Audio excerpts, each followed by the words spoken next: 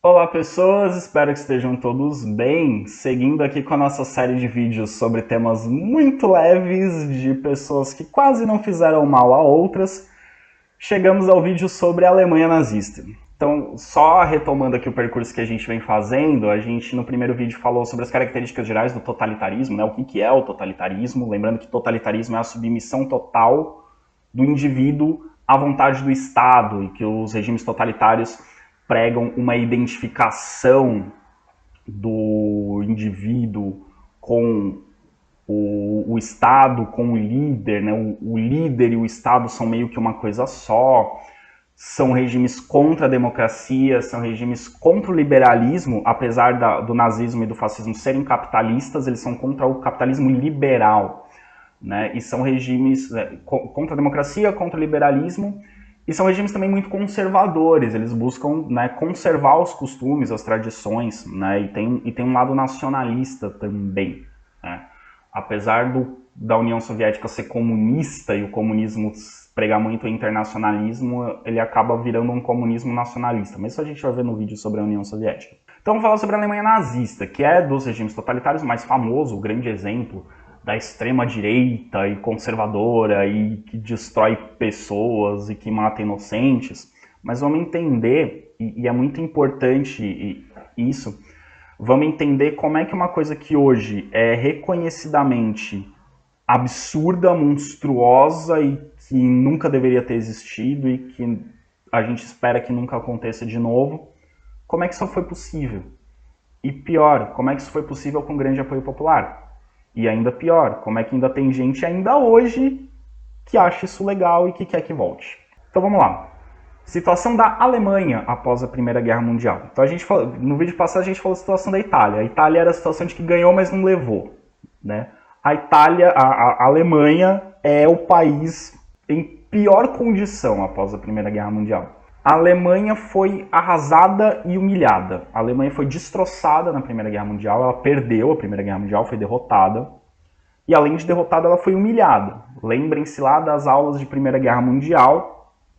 A gente teve ali o acordo final da Primeira Guerra Mundial, o Tratado de Versalhes, em que a Alemanha foi considerada a única responsável pela guerra, a Alemanha foi obrigada a indenizar todos os países que participaram da guerra, a Alemanha foi proibida de ter exército, foi proibida de fabricar armas, enfim, o Tratado de Versalhes foi um tratado de humilhação da Alemanha, né? A Alemanha foi a grande prejudicada com os acordos no final da Primeira Guerra Mundial. Então a Alemanha está em crise. Após a Primeira Guerra Mundial, né, a gente estudou lá nas aulas de Primeira Guerra Mundial que a Primeira Guerra Mundial termina quando o imperador alemão renuncia, a Alemanha proclama uma república, e é essa república que faz o armistício, né, o acordo para encerrar a Primeira Guerra Mundial, e é essa república que recebe o Tratado de Versalhes. A Alemanha não participa das negociações do Tratado de Versalhes. O Tratado de Versalhes foi feito só pelos vencedores. Então a Alemanha recebe as punições do Tratado de Versalhes. E esse governo alemão, essa república que se forma ali na Alemanha na década de 20, ela é conhecida como República de Weimar, né? Foi uma liderança que teve ali na Alemanha. E é uma primeira experiência democrática da Alemanha. A Alemanha era uma democracia mais ou menos. Era uma democracia, mas era uma democracia com um governo muito autoritário até a Primeira Guerra Mundial. Então eles têm a primeira experiência republicana. E é uma experiência muito complicada, porque é um governo republicano num contexto de um país completamente destruído, com a economia completamente arrasada. E essa economia mantém-se mal, até que em 1923 a situação degringola na Alemanha. A gente tem a hiperinflação. O que é a hiperinflação? É o preço das coisas subindo muito de um dia para o outro. O dinheiro valendo cada vez menos e as coisas ficando cada vez mais caras. Nesse contexto da hiperinflação, além da hiperinflação, um desemprego absurdo na Alemanha. Muito desemprego. E a população, em contexto de preços muito caros, falta de alimentos ou desemprego, manifesta-se contra o governo, o povo se revolta. E acontecem uma série de manifestações, e em meio a essas manifestações, um grupo político, um grupo armado, tenta articular um golpe em 1923 na cidade de Munique. Munique é uma das principais cidades alemãs, uma das cidades mais ricas, mais industrializadas. e um grupo em Munique tenta um golpe de Estado. E os líderes desse golpe são presos. Entre os líderes desse golpe estava um soldado que lutou na Primeira Guerra Mundial e que tinha ali já umas ideias um pouco extremistas, chamado Adolf Hitler. Então o Hitler é um dos líderes presos nessa tentativa de golpe em 1923. Então o golpe não acontece, os líderes são presos e o Hitler é preso. O Hitler é um desses líderes. A partir de 1924, o governo alemão consegue ali mais ou menos organizar a economia. Entre outros motivos, porque recebe uma boa quantidade de empréstimos e de investimentos dos Estados Unidos. Então o dinheiro que vem dos Estados Unidos ajuda a Alemanha a se reorganizar. Então a agricultura volta a crescer um pouco, a indústria volta a crescer um pouco, o país vai aos poucos se reorganizando. A política se torna estável, né? Após a tentativa de golpe, a República de Weimar consegue se consolidar. Você tem ali a República está mais estável, né? Não tem mais tantas pessoas querendo a volta da monarquia ou pessoas tentando golpe, a política está estável. E os conflitos sociais eles dão uma diminuída, assim, as tensões sociais causadas pela extrema pobreza, pelo desemprego, dão uma amenizada. Esse período da década de 20, ele é um período muito interessante da história alemã, principalmente quando a gente analisa através da arte. Esse momento é o momento de algumas expressões artísticas alemãs mais conhecidas. A principal delas é o expressionismo. Eu recomendo muito que vocês procurem depois o cinema expressionista alemão, porque ele é um dos principais movimentos cinematográficos da história do cinema. Assim. Então eu recomendo que vocês procurem algum filme do expressionismo alemão. Ele é muito marcante, ele é muito interessante. E você tem o expressionismo também nas artes plásticas, principalmente nas pinturas. O que é o expressionismo? O expressionismo é um movimento artístico em que os artistas tentam expressar em suas obras a visão de mundo que eles tinham, como eles enxergavam a sociedade, como eles enxergavam o mundo. Então, é um movimento artístico que mostra, através da arte, as contradições que existiam na sociedade alemã. Então, é uma sociedade derrotada e humilhada na guerra, mas que está se reconstruindo. É uma sociedade que enfrenta a pobreza, que enfrenta crises, mas que está voltando a ter um crescimento agrícola, um crescimento econômico. Então, a década de 20 é uma década de muitas contradições. Você tem a pobreza, mas você tem uma tentativa de retomar a prosperidade. Então, a arte tenta mostrar isso. E é um país traumatizado pela guerra, então você tem muito... Então, o expressionismo usa muito a questão do ambiente sombrio, ou às vezes de cores fortes, expressar ao mesmo tempo a miséria e uma riqueza que está tentando ser reconstruída, tudo que foi destruído na sociedade, mas a cultura alemã que é muito forte. Então isso aparece nessa arte expressionista. A gente pode ver alguns exemplos. Esse quadro de um pintor chamado Otto Dix, Otto Dix, aqui representando a guerra mesmo, né? O trauma ainda da Primeira Guerra Mundial. As máscaras dão aos soldados um aspecto meio de caveira, né? Então, meio que a morte está colocada ali. Esse quadro de Georg Gross, ele mostra ao mesmo tempo, né, de um lado a burguesia ali com seu charuto, com mulheres, com bebidas, e do lado o mendigo aleijado pedindo esmolas. Então a contradição da sociedade, né, de um lado a prosperidade, do outro a extrema pobreza.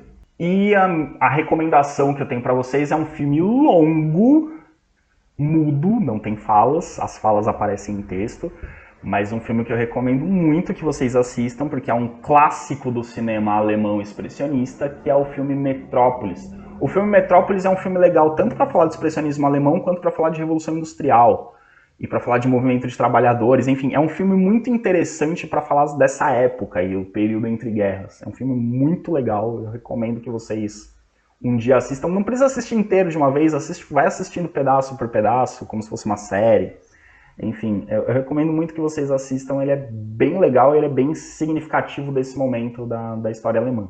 Pois bem, aí a Alemanha está lá se reconstruindo na década de 20, aí vem a crise de 29. Vocês lembram quando eu falei da crise de 29, que ela teve impactos no mundo inteiro, e teve impactos entre os países que tinham investimentos norte-americanos e que pegavam dinheiro emprestado com os Estados Unidos. A reconstrução da economia alemã se baseou nos empréstimos dos Estados Unidos.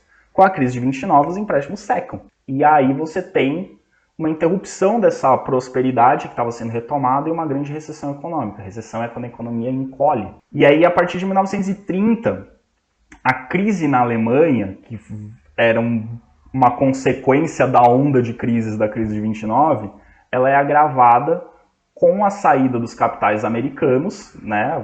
As empresas americanas param de investir fora dos Estados Unidos porque elas estão falindo, e isso leva à falência de vários bancos e indústrias alemãs. E aí o resultado disso é que você tem milhões de desempregados na Alemanha, uma taxa de desemprego que chega, no auge do desemprego, se eu não me engano, chega a 80% da população desempregada. É um negócio muito grande. As medidas que o governo toma não são suficientes, não surtem efeito, e a República de Weimar, que é esse período da história alemã, né, essa primeira experiência republicana alemã, entra em crise. As pessoas começam a criticar o modelo republicano, que o governo é fraco, que a democracia é ineficiente, que não está adotando soluções. E aí, nesse contexto, pessoal, que a Alemanha vive um dos maiores exemplos do que a gente fala de hiperinflação. Hiperinflação faz o dinheiro valer pouco. O Brasil teve, no final da década de 80, uma hiperinflação, mas perto do que aconteceu na Alemanha, foi fichinha o que aconteceu no Brasil. O que vocês estão vendo nessas imagens aí, nesse slide, pessoal, é dinheiro, pilhas e pilhas de dinheiro, sendo tratadas como lixo, ou como papel velho. A primeira imagem que vocês estão vendo ali em cima são crianças fazendo castelinho com maços de dinheiro. Mas, gente, é muito dinheiro. Sim, é muito dinheiro, mas é um dinheiro que não vale nada. A hiperinflação faz o dinheiro não valer quase nada. Para vocês terem noção de como o dinheiro ficou desvalorizado na Alemanha, se você pegasse uma pilha de dinheiro, um saco de dinheiro, e vendesse como papel velho para reciclagem, o cara te pagava mais dinheiro do que você entregou para ele. Deu para entender essa noção? O dinheiro valia mais como papel velho do que como dinheiro propriamente. Deu para entender isso? O tanto que foi desvalorizado o dinheiro? Então você tem ali as criancinhas brincando com maço de dinheiro, porque esse dinheiro não vale nada. As pessoas jogavam dinheiro fora. Às vezes valia mais a pena pegar o seu dinheiro e jogar ele fora do que tentar gastar, porque você ia lá com uma pilha de dinheiro. Ali aquele homem carregando um carrinho de mão cheio de dinheiro, provavelmente para fazer um depósito no banco, mas com esse carrinho de dinheiro ele não conseguia comprar quase nada. Para você comprar comida, você tinha que ir com um carrinho de supermercado cheio de dinheiro para você comprar comida para alguns dias. Era um negócio absurdo. Ali na imagem de baixo, sim, é um homem varrendo dinheiro. As pessoas, assim, valia tão pouco dinheiro que às vezes não compensava você ficar com dinheiro na mão, com as cédulas de dinheiro. Não compensava, era pesado, era inútil. E aí o governo alemão ele tem que se livrar do dinheiro. E aí vem a imagem ali de baixo do lado direito, que é a moça incinerando dinheiro, queimando dinheiro. O governo precisava se livrar desse dinheiro, porque o dinheiro não está valendo nada. Por quê? O que acontece? Quando estoura a crise, os bancos começam a quebrar, as pessoas vão para o banco e sacam todo o seu dinheiro. E o dinheiro funciona como qualquer mercadoria dentro da economia capitalista. Quando tem muito disponível, quando você tem muita oferta, o valor desse produto diminui. Então todo mundo sacou dinheiro e ficou cheio de dinheiro na mão. Quando todo mundo saca o dinheiro e fica cheio de dinheiro na mão, esse dinheiro vale menos. O problema é que todo mundo sacou muito dinheiro, o governo alemão emitiu muita cédula para as pessoas conseguirem sacar o dinheiro, aí tinha muito dinheiro disponível e esse dinheiro não valia nada. Por que o dinheiro não vale nada? Tentar explicar de uma forma simples. Se a pessoa está com dinheiro na mão, assim, se a pessoa está com dinheiro no banco, o dinheiro está no banco, está rendendo, ok. Agora, se a pessoa está com dinheiro na mão, a pessoa, para esse dinheiro servir para alguma coisa, você tem que gastar esse dinheiro. Então todo mundo estava com dinheiro na mão, porque tirou do banco, e ia para as lojas comprar. Só que todo mundo está com muito dinheiro na mão querendo comprar tudo que tem nas lojas. O estoque das lojas não é suficiente. Se você tem muita procura e pouca oferta, o preço sobe. É por isso que o dinheiro começa a valer cada vez menos. Então as pessoas estão com muito dinheiro na mão, o dinheiro começa a valer cada vez menos porque o preço das coisas fica cada vez maior. Chega uma hora que você precisa de maços de pilhas de dinheiro, sabe? Você precisa de um maço de dinheiro para comprar uma maçã. Você precisa de uma pilha de dinheiro para comprar um saco de batata. Então, assim, se a pessoa quisesse comprar um carro, imagina o tanto de dinheiro que ela ia ter que carregar. Então, e aí o governo precisa, a gente precisa tirar esse dinheiro de circulação. Então o governo começou a comprar das pessoas, como eu disse, comprar, mas aí comprava com letras de câmbio, comprava com documentos dando o valor, comprava essas cédulas e queimava para tirar esse dinheiro de circulação. Para vocês terem noção da baderna que virou isso, né? Como eu disse, o dinheiro valia mais como papel velho do que como dinheiro propriamente. Então, para vocês terem noção do que foi essa crise. E é no meio da crise que surgem as tragédias do século XX. É no meio da crise na Itália que surge o fascismo, é no meio da crise da Alemanha que surge o nazismo. Surge o Partido Nazista. Então, o Hitler tinha sido preso ali em 1923, durante o período que ele fica preso, ele escreve um livro onde ele expressa as ideias dele, mas aí ele sai da prisão, termina de cumprir a pena, sai da prisão. Só que ele sai da prisão com um discurso de precisamos mudar o país. Esse governo democrático não serve para nada, esse governo democrático é fraco, olha a crise que a gente precisa de um governo. Esse governo democrático aceitou a humilhação que nós recebemos na Primeira Guerra Mundial. A gente precisa de um governo que não aceite isso. E aí, em 1932, com esse discurso, o Partido Nazista consegue eleger cerca de 40% dos deputados na Alemanha. Então foi o partido que elegeu mais deputados. Percebam, o Partido Nazista tinha um programa muito claro. O Partido Nazista ele era, claramente, e não escondi isso de ninguém, ele era racista, ele era anticomunista, ele era antidemocrático, ele era ultranacionalista, ele era militarista e ele era pan-germanista. Vamos explicar cada um. Racista. Se você não é um alemão puro, e eu vou explicar o que significa ser alemão puro daqui a pouco, se você não é um alemão puro, você não merece existir. E eles falavam isso claramente. E o povo votou neles. Eles eram anticomunistas, eles eram contra o comunismo. Até aí tudo bem, eu sou capitalista, não gosto do comunismo, tá, ok. Eram anticomunistas. Mas eles também assim, se você é comunista, você também não merece existir. Se você morrer, é melhor para nós. Antidemocrático. E aí vem um ponto que é muito interessante. O Partido Nazista participou das eleições prometendo acabar com as eleições. De novo. É isso mesmo que você ouviu. O Partido Nazista fazia campanha dizendo que se a gente ganhar as eleições, nunca mais vai ter eleições na Alemanha. E as pessoas votaram no Partido Nazista. Ele era ultranacionalista, então um nacionalismo exagerado, exacerbado. A nação alemã acima de tudo. E o hino alemão dizia Deutschland über alles. Alemanha acima de tudo. Professor, parece com... parece, é bem parecido mesmo. Alemanha acima de tudo. Então isso é ultranacionalismo. Nada acima da Alemanha. Militarista. Mas professor, a Alemanha não tinha sido proibida de ter exército? E daí? Nós não aceitamos as imposições dos outros países. A Alemanha acima de tudo. Então se nós vencermos as eleições, a Alemanha vai ter o maior exército da Europa. Não importa que os outros disseram que a gente não pode. A gente vai ter e pronto.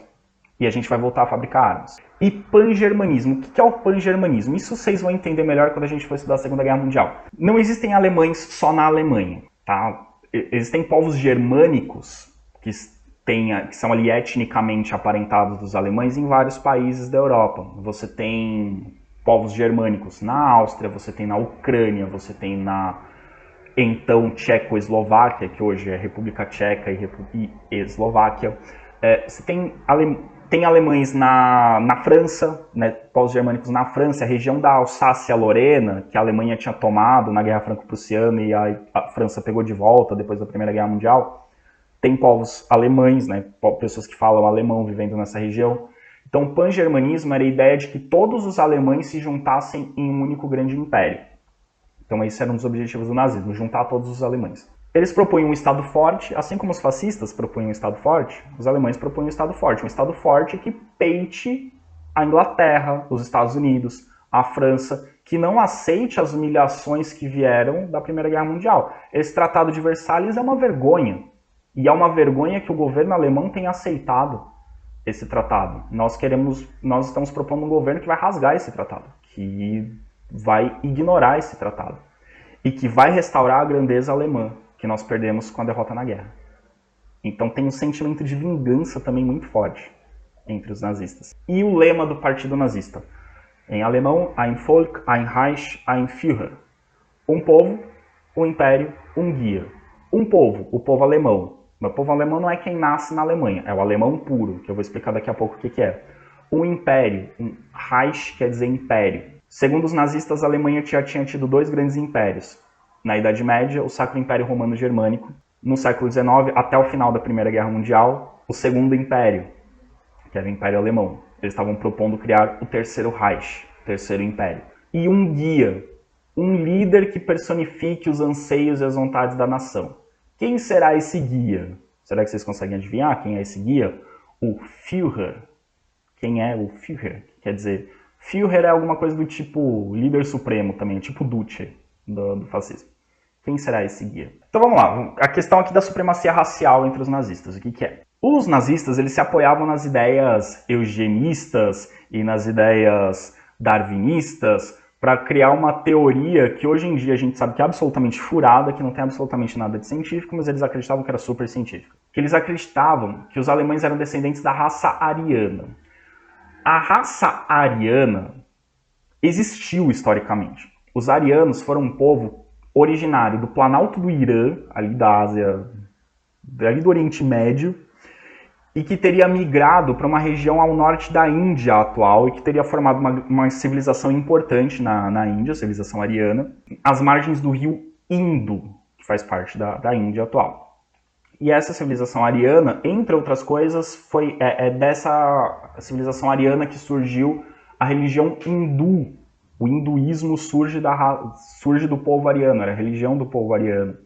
E o hinduísmo tem a ideia da sociedade de castas, que são os níveis sociais, enfim. Os alemães acreditavam que os arianos originais, não os indianos já é misturado, é outra coisa, mas que os arianos originais, eles teriam migrado para diferentes regiões da Europa, entre elas a Alemanha. Então, o povo que ocupou a Alemanha inicialmente, o primeiro povo a ocupar a Alemanha seriam os arianos. E os alemães, os nazistas, acreditavam que os alemães puros eram descendentes dos arianos. Quais as características físicas dos arianos? Os arianos são altos, são fortes, são brancos e têm geralmente cabelo claro e olho claro. Então os alemães puros teriam essas características. Mas o Hitler nem era loiro. Tá, mas ele acreditava que era descendente dos arianos também. Então eles acreditavam que era uma raça superior, intelectualmente superior e fisicamente superior. E as outras raças eram inferiores porque eram muito misturadas. Então a melhor raça, o melhor povo, o melhor ser humano, o ser humano mais desenvolvido, seria o ariano puro. Então eles acreditavam que os alemães verdadeiros eram os arianos puros. Então, por serem a raça mais desenvolvida, a raça mais evoluída, os alemães puros, eles podiam primeiro dominar os outros povos, porque eles eram inferiores, então os outros povos tinham que trabalhar para eles. E segundo, para que a humanidade se desenvolvesse, o ideal seria que a humanidade tivesse só arianos, porque os outros são inferiores, então você tem que ter só os melhores. Então eles vão ser contra a mistura de raças. A miscigenação racial para os nazistas era péssima, porque degenerava o ariano. O ariano é perfeito, se misturar com outra coisa estraga. Então eles eram contra a miscigenação. E se der para você eliminar as raças impuras e as raças inferiores, melhor. Se sobrar só arianos no mundo, o mundo vai ser perfeito. Daí a ideia de extermínio dos outros grupos. E essas ideias, entre outras ideias nazistas, a base delas está no livro Minha Luta, ou Mein Kampf, em alemão, escrito pelo Hitler no período que ele ficou preso. Então, tudo isso está ali presente. Então, o programa nazista era: vamos criar uma nação superior, baseada na raça pura alemã, e aos poucos ir eliminando as raças inferiores indesejáveis até só sobrar os arianos. Aí o Mein Kampf. Vocês encontram na internet o Mein Kampf para ler. Recomendo a leitura? Não muito. Ou talvez até recomende. Se vocês lerem o Mein Kampf, vocês vão perceber que é um livro cheio de frases de efeito e nenhum conteúdo. Assim, é um programa confuso, baseado em informações falsas, em ideias erradas, mas que causou um impacto muito grande na Alemanha. Porque esse discurso de que o alemão puro é superior e que os outros são indesejáveis, isso colou na época. Outra ideia importante do nazismo, que vai explicar o expansionismo alemão, por que o governo nazista alemão vai tentar dominar outros territórios, é a teoria do espaço vital. É bem simples a teoria do espaço vital, é o seguinte: se a raça alemã ela é superior, ela precisa de espaço para se desenvolver. Ela precisa de mais espaço para se desenvolver. Então o território alemão ele é pequeno demais para a grandiosidade da raça alemã. Então a Alemanha precisa ampliar os seus espaços. Até porque, como eu expliquei, tem o pan-germanismo. Tem alemães, tem arianos vivendo em outros lugares fora da Alemanha. Então a Alemanha precisa incorporar esses territórios ao seu império. Então a Alemanha precisa de espaço para se desenvolver. A Alemanha precisa de territórios dentro da Europa para se desenvolver e precisa de colônias fora da Europa para se desenvolver. Então essa é a teoria do espaço vital. Além disso, então, todos os povos de língua alemã, como eu disse, tem povos de língua alemã na Ucrânia, na França, na Áustria, na Suíça, enfim, em vários lugares. Então todos eles deviam formar um único grande império dentro desse espaço vital, formando o Terceiro Reich. E o líder desse Terceiro Reich, a grande liderança desse Terceiro Reich, seria Hitler, que era chamado em alemão de Führer, que quer dizer guia, líder supremo, aquele que conduz a nação ao seu futuro glorioso. Então, a ideia do Partido Nazista era formar o Terceiro Reich, formar esse espaço vital, para que esse espaço vital configurasse o Terceiro Reich, e o Terceiro Reich seria governado por Hitler, seu líder supremo. Como que o Hitler assumiu o governo? Então, em 1932, os nazistas tinham maioria no parlamento alemão. E a Alemanha era uma república parlamentarista, então tinha presidente e tinha primeiro-ministro. O chefe de governo é o primeiro-ministro. Quem escolhe o primeiro-ministro é o parlamento, e dentro do parlamento quem escolhe o primeiro-ministro é o partido que tem maioria. Como os nazistas tinham maioria no parlamento, eles escolheram o primeiro-ministro, e eles nomearam Hitler em 1933 como primeiro-ministro. Prestem atenção, que muita gente fala assim, o Hitler assumiu o governo, mas o Hitler não foi eleito. De certa forma ele foi eleito, porque o partido dele ganhou as eleições, e como vencedor das eleições, o partido dele indicou ele como primeiro-ministro. Então, assim, o que eu quero deixar muito claro para vocês, o fascismo precisou meio que dar um golpe ali para assumir o poder. O nazismo não. O nazismo usou as vias democráticas. Os nazistas respeitaram o resultado das urnas. Os nazistas foram escolhidos pelo povo alemão. O povo alemão conscientemente votou para colocar deputados nazistas, sabendo que os deputados nazistas iam colocar Hitler no poder, sabendo que os nazistas iam implementar o programa que eles estavam prometendo, um programa racista, anticomunista, antidemocrático, de perseguição a povos considerados indesejáveis, mas que eles acreditavam que ia reconduzir a Alemanha aos seus dias de glória. Hitler, então, foi nomeado primeiro-ministro em 1933. Né? Os alemães chamam o primeiro-ministro de chanceler. Em alguns meses, o Hitler usou o seu poder como primeiro-ministro para fazer o que ele tinha prometido, acabar com a democracia. Então, em alguns meses, ele extinguiu a república. A Alemanha não era mais uma república. As pessoas não votavam mais para escolher os seus representantes. Ele eliminou todos os partidos políticos. O partido nazista é o bom. Não precisa de outros. Os nazistas já estão no poder, não precisa de outros partidos políticos. Então, acabou com os partidos políticos. E acabando com a república, acabando com os partidos políticos, a Alemanha virou uma ditadura. Percebam, a Alemanha vira uma ditadura, mas ela vira uma ditadura com apoio popular. Democraticamente, de novo, estou insistindo muito nisso, democraticamente, os alemães elegeram um partido que ia acabar com a democracia. Isso é muito contraditório, mas a gente não pode duvidar da capacidade do ser humano de fazer coisas contraditórias. Então, em 1934, com todas essas medidas de acabar com a democracia, acabar com a república, acabar com os partidos políticos, em 1934, Hitler era oficialmente o líder supremo e único da Alemanha. Ele era oficialmente o Führer. Ele era oficialmente o cara que mandava na Alemanha. A vontade do Hitler, a partir de 1934, é a vontade da Alemanha. Quem não concorda com Hitler não é alemão de verdade. Então tem que ser eliminado da sociedade. Então, a partir de 1934, o Estado nazista está plenamente consolidado na Alemanha. Aqui nós temos o dia da posse de Hitler como chanceler. Né? As pessoas fazendo a saudação nazista, né? Inspirada também no Império Romano. A expressão Heil Hitler, que é algo do tipo salve Hitler, né? Ave Hitler, como era para os imperadores romanos. O Hitler, né, respondendo, né, o gesto do povo, e que desfilando em carro aberto no dia em que ele se torna primeiro-ministro alemão. O detalhe é que ele está circulando num carro, isso é importante, ele está circulando num carro Mercedes. A indústria automotiva alemã cresceu muito no nazismo. Entre elas a Mercedes-Benz, que é anterior, mas ela se desenvolve muito no governo nazista, e a Volkswagen. A Volkswagen é meio que a Volkswagen é o que é por causa do nazismo. Porque o governo nazista investiu pesadamente na indústria automotiva e a Volkswagen foi uma das que mais cresceu com isso. O nome Volkswagen quer dizer literalmente o carro do povo, o carro popular.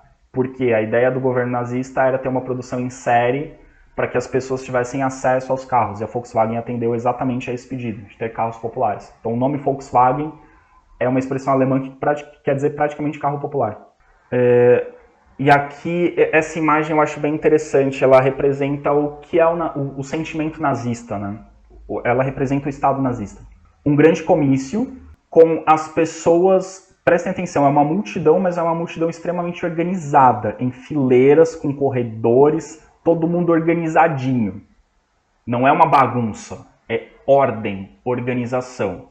É uma grande multidão, mas uma grande multidão organizada, em que cada um sabe o lugar que tem que ocupar e sabe o seu lugar diante do Estado alemão. Então é como se fosse um grande organismo. Não tem indivíduos, tem o Estado alemão. Você não é uma individualidade, você é parte de uma coisa maior que é a Alemanha. Segundo ponto, os símbolos nazistas, né? A suástica, não se sabe ao certo a origem da suástica, o porquê da suástica, isso é um dos grandes mistérios que os historiadores têm dificuldade de responder. Mas uma hipótese plausível, como eles acreditavam ser descendentes da raça ariana, e esse símbolo aparece na religião hindu, aparece em vestígios arqueológicos do povo ariano, pode ser que eles tenham associado isso à raça ariana, mas o significado exato da suástica e o porquê da suástica não se tem muito a explicação, a gente não sabe direito por quê. E assim, essa grande multidão tá lá esperando a fala de Hitler, né? Tá diante do líder, da sua devoção à figura que representa a Alemanha. E como eu já citei em outros momentos, a propaganda nazista era muito forte e muito eficiente. Eu vou mostrar para vocês aqui alguns cartazes que mostram diferentes aspectos do que os nazistas queriam passar. O primeiro, aqui do lado esquerdo, mostra meio que a unidade alemã. Os diferentes tipos de alemão, mas reparem que são todos alemães arianos. Então você tem ali de gravata o empresário. Você tem ali no centro o integrante das forças policiais alemãs. E você tem do lado direito a pessoa com os trajes típicos ali da região do Tirol, né, aquele alemão mais Oktoberfest da vida, mas ele também é um alemão ariano. Então, vestimentas diferentes, regiões diferentes da Alemanha, funções diferentes, mas todos têm o mesmo aspecto, são todos arianos. Ali a família alemã.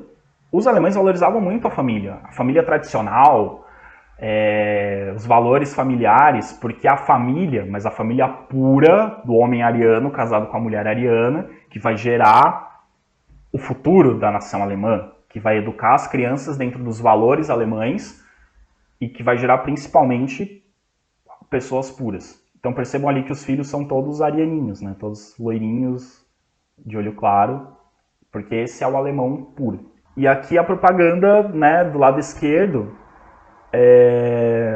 o Hitler como a Alemanha, o líder conduzindo o povo, a águia, que é um dos símbolos da Alemanha ao fundo, e o Hitler ali como líder que vai conduzir o povo. Ele é o Führer, ele é o guia que vai conduzir o povo alemão.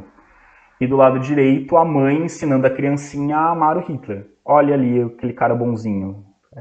Você tem que ser igual a ele, você tem que pensar igual a ele, porque ele é um cara legal. Tá? Ele que vai tirar a Alemanha da miséria e vai conduzir a Alemanha aos dias de glória novamente. Vai vingar a humilhação que nós sofremos na Primeira Guerra Mundial. Então, criancinha, é esse cara aqui que você tem que imitar, tá? Você tem que ser que nem ele, você tem que pensar igual a ele. Então, a veneração, a idolatria ao líder. E aqui, olha o Hitler, como ele é bonzinho. Olha ele se dando bem com as crianças. Ele pegando as criancinhas arianas, tá? Outras criancinhas não. Mas olha como ele é bonzinho. Ele sorrindo para as crianças. O Hitler sorria, gente. Olha como ele era bonzinho, olha como ele era legal. Né? Então, a imagem do Hitler como um cara bom. Ele não é mau. Ele quer o bem dos alemães, ele quer o bem da Alemanha. Mas ele quer o bem dos alemães. Se você não é alemão puro, ele não quer o seu bem. Mas ele quer o bem dos alemães. E é nesse contexto, pessoal, que surge, né, que a gente sempre fala. Quando a gente fala da Segunda Guerra Mundial, a gente vai falar mais disso. Mas é nesse contexto que se destaca na Alemanha o antissemitismo. É preciso deixar muito claro, né, eu vou do final do slide para o começo. É preciso deixar muito claro que o antissemitismo não foi inventado pelos alemães, muito menos pelos nazistas. O antissemitismo ele já vinha ganhando força desde o século XIX em vários lugares da Europa. Por quê? No século XIX, a gente já estudou, tem o crescimento do nacionalismo. A ideia de que você está formando ali os países, os estados nacionais, e que a nação é formada por indivíduos que se identificam com uma determinada ideia, com uma determinada história. Só que os judeus, eles estavam presentes em vários países da Europa. E os judeus, eles se identificam como judeus, eles se identificam como descendentes do povo hebreu. Então eles sempre foram meio que vistos como um povo à parte nos países em que eles habitavam. Com o crescimento do nacionalismo, eles começam a ser vistos como estrangeiros que vivem no país. Mesmo que eles tenham nascido ali, mesmo que a família deles esteja ali há séculos, eles são vistos como estrangeiros.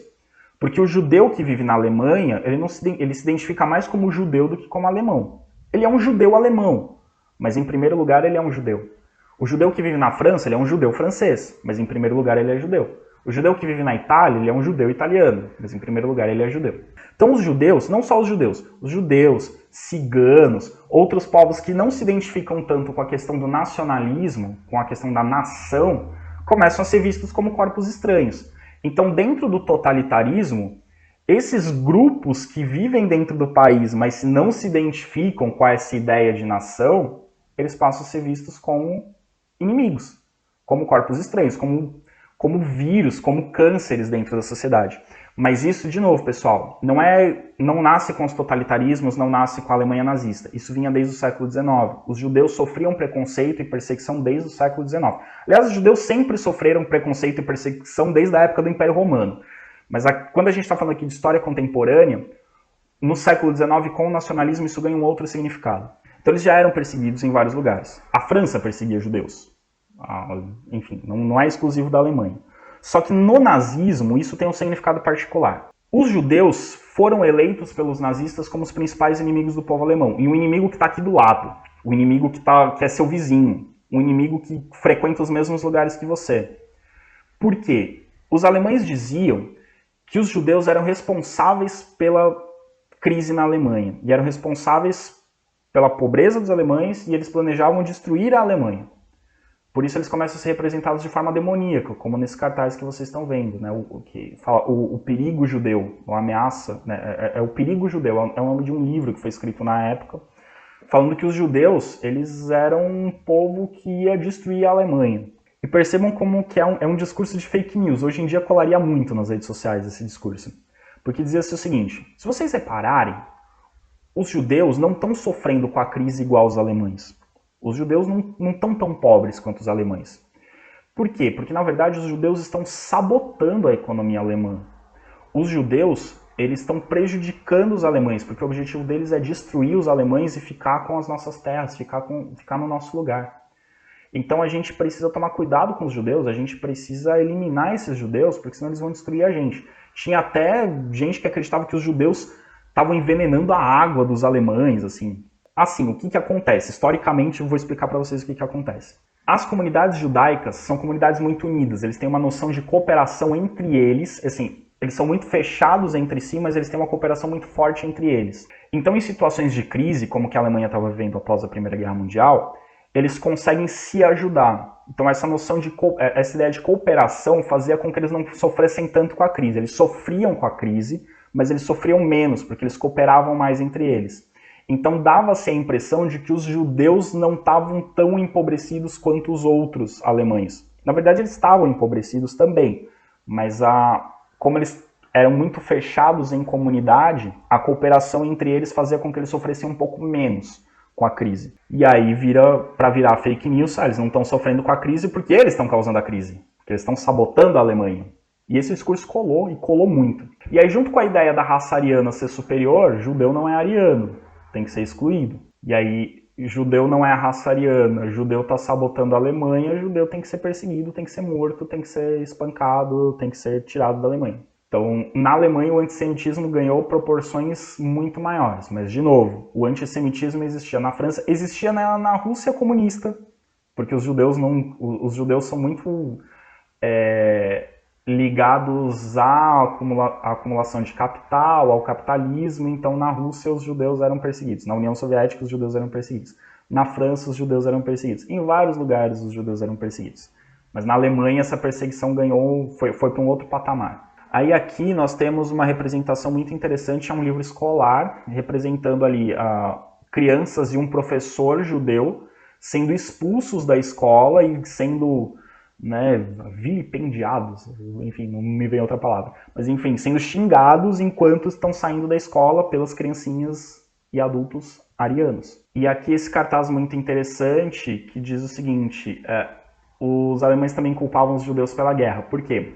Os judeus são muito associados ao capitalismo, porque os judeus têm essa coisa da cooperação e de acumular dinheiro, de juntar dinheiro. Então muitos industriais europeus eram de famílias judaicas e eles eram investidores. E a Primeira Guerra Mundial era vista como um grande conflito do capitalismo, de interesses capitalistas. Então, como o judeu era associado ao capitalista, e aqui vocês estão vendo o judeu sempre é representado narigudo, tá, gente? O judeu narigudo, a cartola, burguês. E ali a estrelinha de Davi, escrito Jude, judeu em alemão. Então, o judeu capitalista, e o cartaz está dizendo ali, o dedinho apontando e está escrito em alemão. Você é culpado pela guerra. Tipo, a guerra é culpa sua. Então, a Primeira Guerra Mundial seria culpa dos judeus. Porque a ganância dos judeus no mundo capitalista fez com que a guerra estourasse. Então, tudo de errado, todos os problemas da Alemanha eram atribuídos aos judeus. Por isso que essa perseguição ficou tão forte. Mas, de novo, o antissemitismo não é exclusivo dos alemães. É que na Alemanha ganhou outro patamar. Virou política de extermínio. Mas os judeus sempre foram perseguidos, sempre foram discriminados na Europa, em vários países. Porque na Alemanha a coisa ficou além do que se podia imaginar até então. Pois bem, pessoal, isso aqui é a base para entender o nazismo alemão, tá? Claro que tem muito mais informações, vocês devem ter muitas curiosidades sobre o nazismo, várias coisas que eu não expliquei aqui, algumas coisas que eu vou retomar, principalmente a questão da perseguição aos judeus, eu vou retomar quando a gente falar de Segunda Guerra Mundial, mas antes de terminar, só colocar o seguinte, lembrem-se que o nazismo perseguia não só os judeus, o nazismo perseguia quem não se adequava ao Führer, ao pensamento único do Führer. Então, os judeus são perseguidos? Sim. Padres católicos eram perseguidos pelos nazistas? Sim. Padres que pregavam contra o nazismo eram perseguidos. Tinha pelo menos um campo de concentração na Alemanha exclusivo para padres. Tinha um campo de concentração de padres. Inclusive tem um santo da Igreja Católica que morreu num campo de concentração, o São Maximiliano Maria Kolbe, é um santo da Igreja Católica que morreu num campo de concentração. Ele era um padre, se eu não me engano, jesuíta, que foi parar num campo de concentração por se opor ao nazismo, e no campo de concentração, quando um homem que era pai de família ia ser morto por um soldado, ele se ofereceu para morrer no lugar desse homem, e a Igreja Católica considera isso uma atitude heróica, por isso ele é um santo, ele é considerado santo pela Igreja Católica. Testemunhas de Jeová eram muito perseguidas pelos nazistas, porque os testemunhas de Jeová eles não aceitam símbolos nacionais. Então, se você é ou se você conhece um testemunho de Jeová, você sabe que testemunho de Jeová, por exemplo, não canta o hino nacional.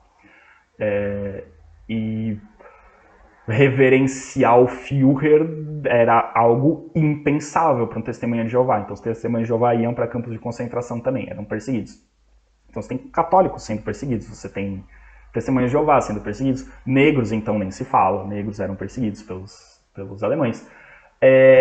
Europeus que não eram arianos, e é muito curioso isso, porque a raça ariana, a gente fala assim, eu falo do branco, loiro, mas não é todo branco loiro, tá? É um tipo específico. Então, poloneses iam para campo de concentração. Eslavos, de um modo geral, finlandeses, enfim, ia para campo de concentração. Então, os europeus do leste eram discriminados tanto quanto os judeus. Né? Vocês devem saber que os judeus tinham que andar com uma faixinha no braço, com a estrela de Davi, identificando eles como judeus. Os europeus do leste tinham que andar com uma faixinha no braço escrito Ost, quer dizer leste. Então, diferenciando eles do restante dos alemães. Homossexuais eram perseguidos porque eram vistos como degenerados. Então você tinha nos campos de concentração setores para gays, setores para lésbicas. Comunistas eram perseguidos. Enfim, então vários tipos de pessoas eram perseguidos. É que os judeus eram por quem eles tinham mais ódio, podemos dizer. E foram os casos mais famosos. Mas além dos judeus tinha uma ampla gama de pessoas. Os ciganos eram perseguidos também. Enfim, além dos judeus, uma ampla gama de pessoas eram perseguidos, desde que essas pessoas não se essas pessoas fossem consideradas dissidentes, né, não concordam com o pensamento único, ou se elas são vistas como indesejáveis na sociedade, elas são perseguidas. Ok? Então, há muito mais coisa para falar sobre nazismo, mas eu vou deixar para vocês perguntarem nas nossas lives ou me mandarem dúvidas por e-mail ou WhatsApp e a gente segue conversando sobre esse assunto depois. Falta o vídeo do stalinismo, totalitarismo de esquerda, que é o próximo vídeo. Até mais.